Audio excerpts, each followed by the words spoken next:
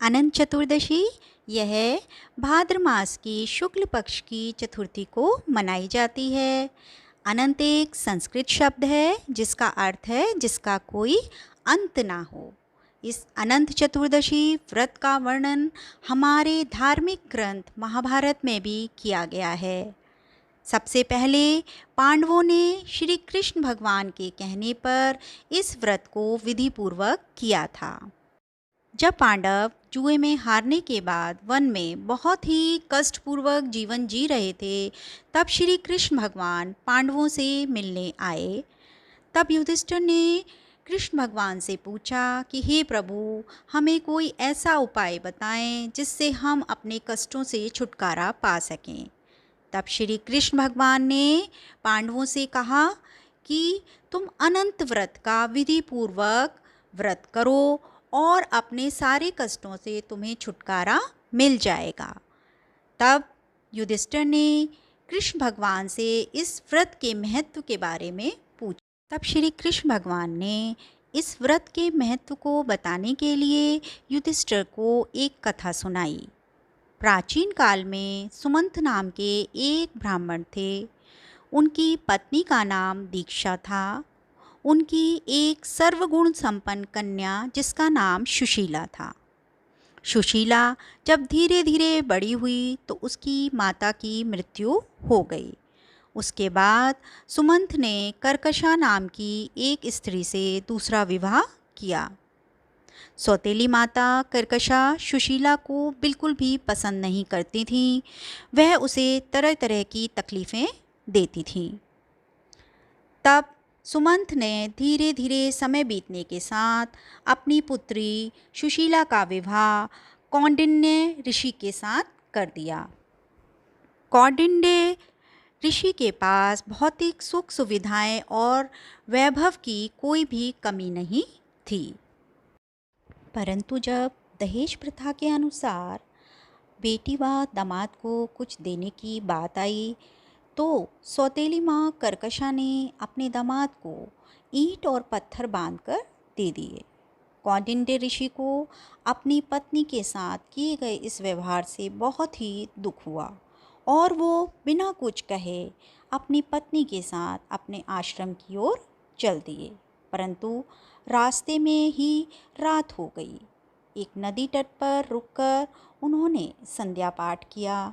तभी सुशीला ने कुछ स्त्रियों को सुंदर सुंदर वस्त्र पहनकर किसी देवता की पूजा करते हुए देखा।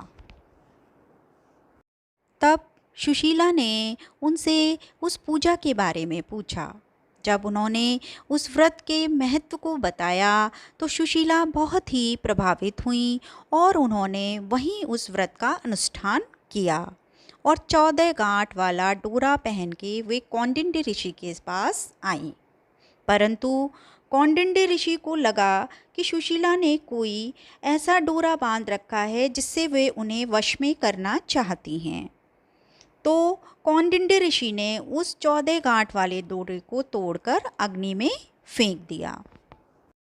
इससे भगवान विष्णु का अपमान हुआ।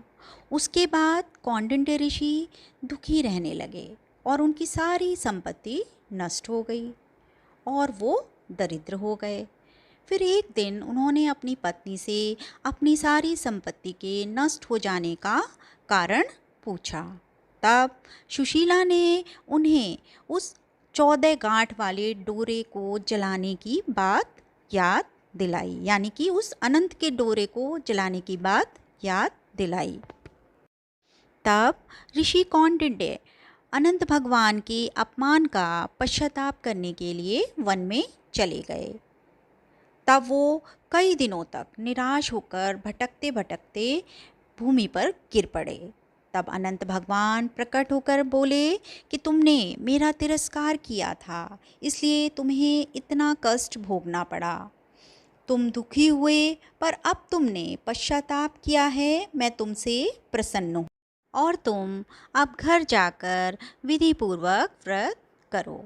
14 वर्ष पर्यंत व्रत करने से तुम्हारा दुख दूर हो जाएगा, तुम धन धान्य से पूर्ण हो जाओगे।